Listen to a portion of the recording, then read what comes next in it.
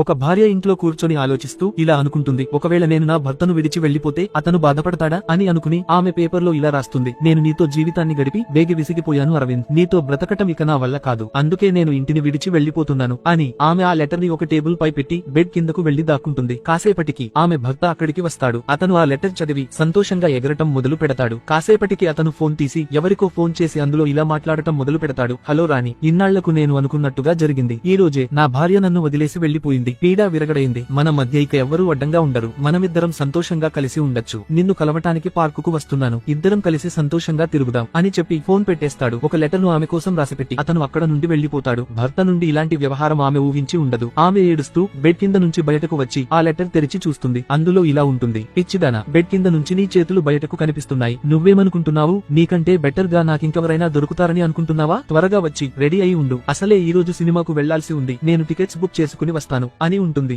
భార్య ఏడుస్తూ ఆ లెటర్ ను తన గుండెలకు హత్తుకుంటుంది. భార్యాభర్తల బంధం అంటే ఇలాగే ఉండాలి కదా. కొన్ని సంతోషాలు, కొన్ని అపార్థాలు, కొన్ని ఆట పట్టింపులతో సాగిపోవాలి కదా.